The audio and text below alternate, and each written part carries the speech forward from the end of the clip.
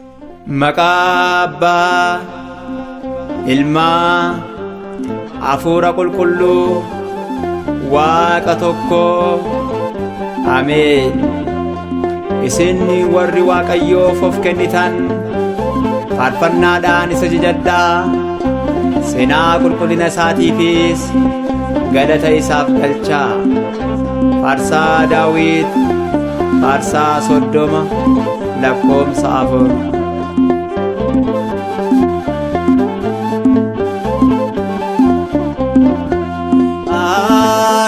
Galateeffamu maqaan kee Gooftaa, eebbifamu maqaan kee Gooftaa. Jireenya samii si namaaf laata, isaaf sagannaa Waaqayyo Gooftaa. Galateeffamu maqaan kee Gooftaa, eebbifamu maqaan kee Gooftaa. Jireenya samii si namaaf laata, isaaf sagannaa Waaqayyo Gooftaa.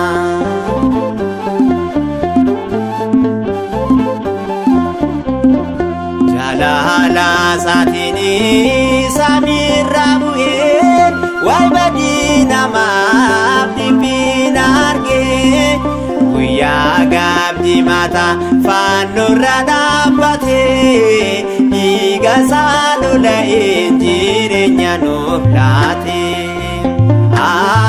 Galateeffamu maqaan kee Gooftaa, eebbifamu maqaan kee Gooftaa. Jireenya samii si namaaf laata, isaaf sagannaa Waaqayyo Gooftaa.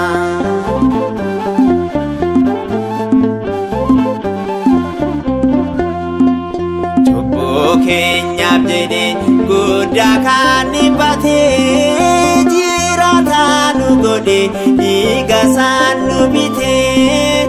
Obdii araara isaan walitti nu qabee, jireenya dabarree mana isaa nuuf laate.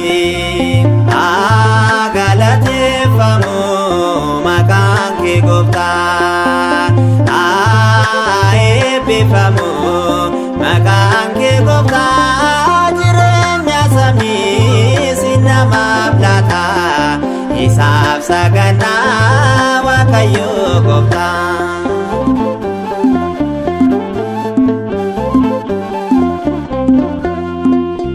Egaan bilisomne nutis kana booda, sanyii Addaam hundaaf gammachuun kan addaa.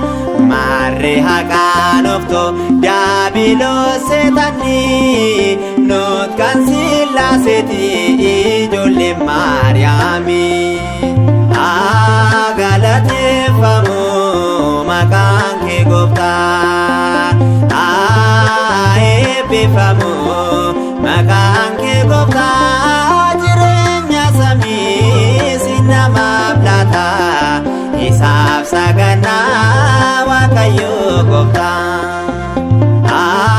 Galateeffamu maqaan kee Gooftaa, eebbifamu maqaan kee Gooftaa. Jireenya samii si namaaf laata, isaaf sagannaa Waaqayyo Gooftaa.